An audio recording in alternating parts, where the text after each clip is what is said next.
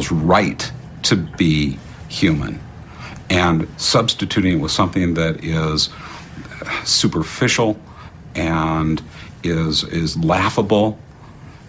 And it just makes me angry to think that there are people all over the world who are buying this and who are showing it to their friends and just laughing about these poor guys. Now to an outrageous new video critics say is reality TV gone way too far. It's called The tipping point for Bumfights' notoriety came when it stopped being just a local news item and went nationwide.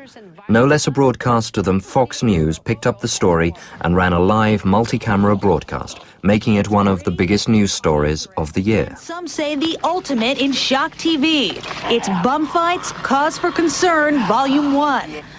The newscast centered around Ryan's new business partner, financial backer and marketing expert Ty Beeson.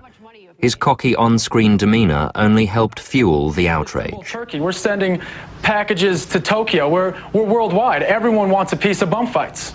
From what they have said, they would report making millions of dollars and selling thousands upon thousands of videos each week. Why can't you answer how much money you're making on this? As a new addition to the Bumfights team, Ty Beeson quickly stepped in as their frontman, and arrogantly he refused to discuss the profits made at the expense of the homeless.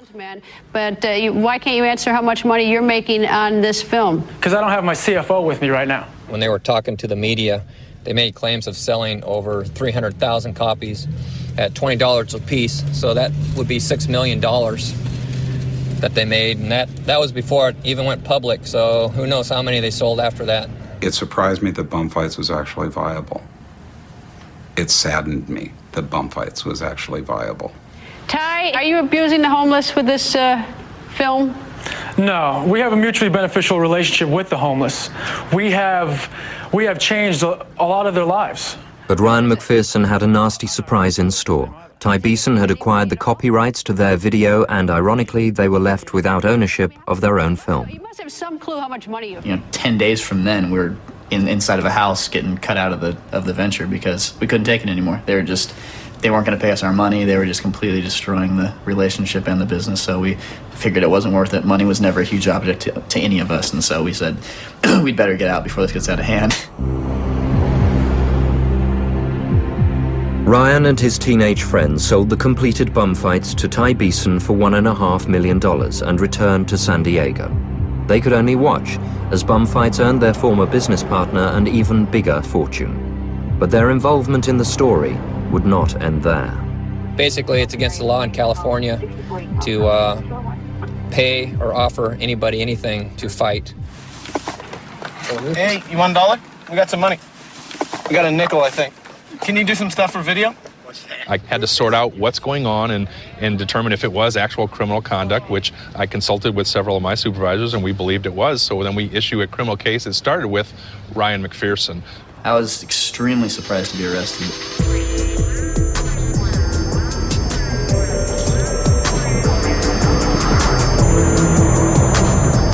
Once Ryan McPherson was arrested, the district attorney's office charged all four, formally with 6 felony counts. So they were fairly serious charges initially.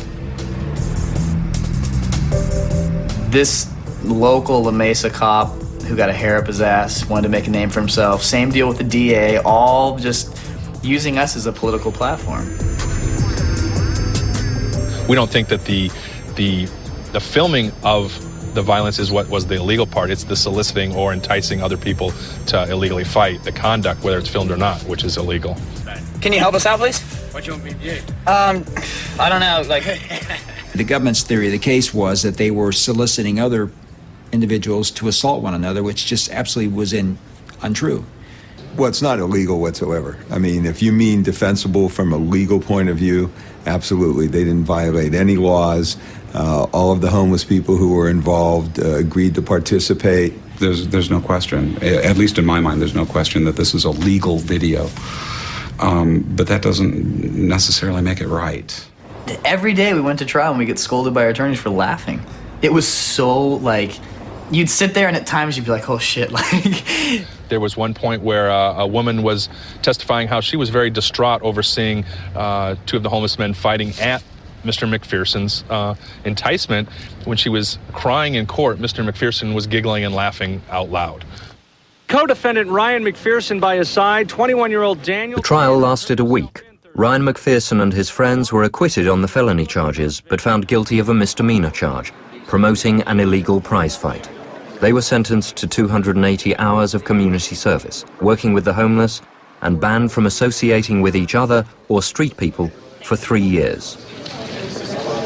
The community service we didn't really care about. We knocked that out quick. The 3 years probation with no association killed us.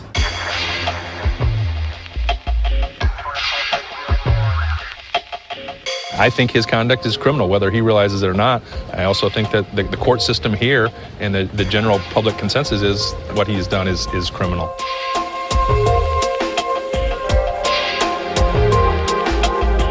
While the criminal case has been resolved, a civil case has been set in motion by lawyers acting on behalf of the Bumfights' 2 victims, Rufus and Donnie. And they tell him, you know, you're gonna come here into San Diego, you're gonna be in this civil case, you're gonna sue Ryan and Indecline, and you're gonna make a lot of money. Okay, where are they now? Ask me where they are now. They're on the streets. They're both drunks again. Donnie, since this, he's been out in the street ever since. So, I mean, that's what he's been doing for the last 30 years. He'll probably end up doing that for the rest of his life. Rufus, on the other hand, is cleaned up and has been in a rehab center for the last 1.5 years, ever since this case went forward. So that's the first time he's been sober for the last 30-some years.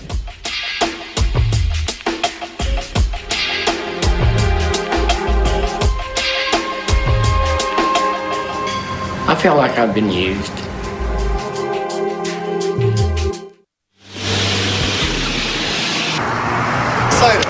These horrific images are not staged. The film Bumfights shocked America with its terrible mix of street people performing dangerous stunts, vicious teen brawls, and seedy street life. Rufus Hanna, one of the most exploited characters in Bumfights, has undergone a remarkable transformation because of his experiences. Sober for the first time in 35 years, he can now see Bumfights clearly for what it really is. I got hurt a lot, and I look back at it, and I can't believe I walked away from it. The hurt that I went through, and then to come to find out that they made money off of that, hurting other people, that came to my mind, and it's just it's not right. We were being used for their personal gain. What? What? You want to say now? What do you have to say now? You got anything to say? The last time I saw Donnie, he was still drinking, still on the street, still homeless. He didn't look good. And that hurts me. I'm concerned about Donnie. I care about Donnie. They gave us money to buy alcohol with. Ryan would always come around when seemingly he knew that we needed something to drink. And he would come around.